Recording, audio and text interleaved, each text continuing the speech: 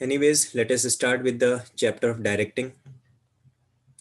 Directing means guiding the employees, including giving instructions also and guiding the employees to perform the activities in a requisite manner. Directing also includes supervision, motivation, and leadership of employees. In the directing, we may recall four elements of directing. That is, supervision means to see from over and above the workers while they are working. Motivation means to stimulate the morale of the employees from within. Then leadership means taking care of needs and grievances of the employees and providing them good working conditions. And communication means the transfer of information from one person to another. All these elements are very much important to form the function of directing. Without any one of the element, the directing function cannot be performed effectively. Let us continue with the characteristics of directing. Directing initiates action. इसका मतलब क्या है? आपने planning किया, यानी कि आपने objective set किया. Based over those objectives, you have set departments and created the structure in the organization. You have just filled the employees, you have filled the job positions with the human resource. Still, until and unless you won't give them direction to act, you won't them ask to work, the action will not be initiated. I always give a very realistic example for this, कि जहाँ कहीं अगर कोई movie की shooting चल रही है तो वहाँ पे कैमरा अवेलेबल है, लाइट्स वगैरह लगा रखी हैं, सेट अच्छा सा डेकोरेट कर रखा है, एक्टर एंड एक्ट्रेसेस वहाँ पे अवेलेबल हैं, और लेकिन उसके बावजूद भी शूटिंग स्टार्ट नहीं हुई है. शूटिंग कब स्टार्ट होती है? जैसे ही डायरेक्टर बोलता है एक्शन, और उसके बाद में स्टार्ट होता है शूटिंग का फंक्शन, यानी कि the actor will start delivering its dialogues and the actresses start delivering its dialogues and performing the activities. So directing means initiates action. जब तक action नहीं कहा जाएगा, कौन, अब हमारी ऑर्गेनाइजेशन, बिजनेस ऑर्गेनाइजेशन के पॉइंट ऑफ व्यू से हम बात करें तो एक्शन कौन कहेगा?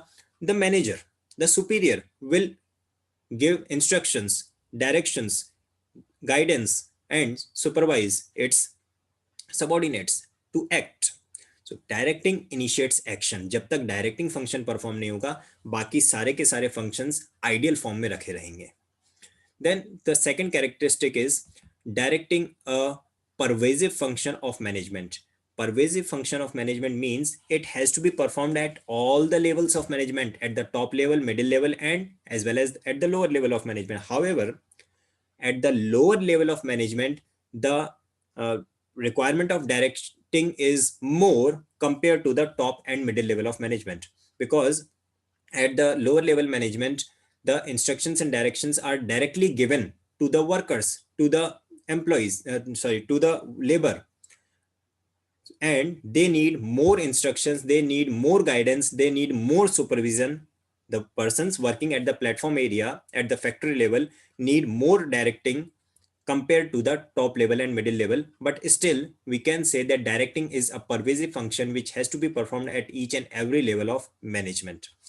Third point comes to be, it is a continuous process. It cannot be like a situation where you have given the instructions, you have supervised, you have performed the function of supervision, you have guided your employees, you have motivated them only in the beginning of the accounting period, and for the rest of the accounting period, you need not to give any instructions, directions, guidance or supervision to the employees. Directing is a continuous process. As and when you will stop giving directions, the employees will become lethargic and they will stop initiating their action. So directing is a continuous process. It keeps on going on. And the last characteristic comes to be flows from top to bottom. The directions can be given by the superior to the subordinate, by the manager to its workers, but directions can never be given by the subordinate to the superior. So we can say that directing function is performed and it flows from top to bottom. These were the four characteristics of directing. I hope You must have recalled the explanation for each and every point in your mind. Let us move further and talk about the importance of directing.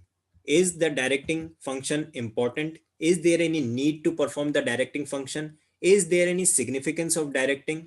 So yes, because it initiates action. Until and unless you won't perform the directing function, the action will not be initiated in the organization.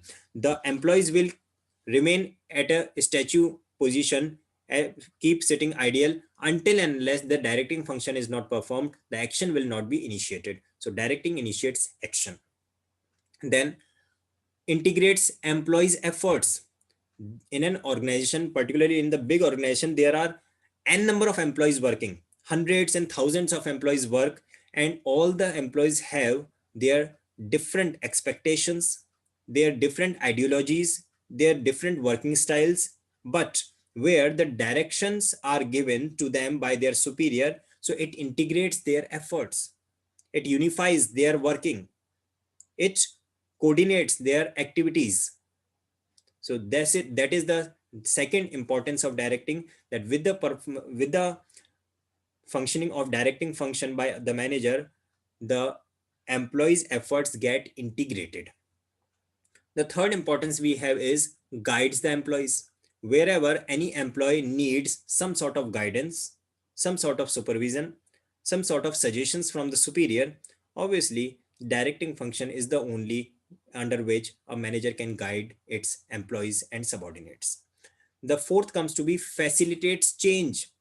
अगर किसी भी area में field में कोई change आता है, for example जैसे GST apply हुआ, हमारे कंट्री में जीएसटी अप्लाई हुआ, तो न्यू टैक्स पॉलिसी को ऑर्गेनाइजेशन में भी अप्लाई करना पड़ेगा. जो भी अकाउंट्स एंड फाइनेंस डिपार्टमेंट में वर्क कर रहे थे एम्प्लॉइज, उनको प्रॉपर गाइड करना पड़ेगा, उन्हें समझाना पड़ेगा इस न्यू टैक्स पॉलिसी को कैसे अप्लाई करना है. और भी कोई मान लीजिए टेक्नोलॉजी में चेंज आता है, तो जो प्रोडक्शन डिपार्टमेंट में वर्क कर रहे हैं उन्हें उस न्यू टेक्नोलॉजी से अपडेट करना पड़ेगा. अब ये जो भी चेंजेस हैं, इन्हें अगर हम इंस्ट्रक्शंस के थ्रू समझाएंगे, then it will be easy to help the employees to adapt themselves with the changes.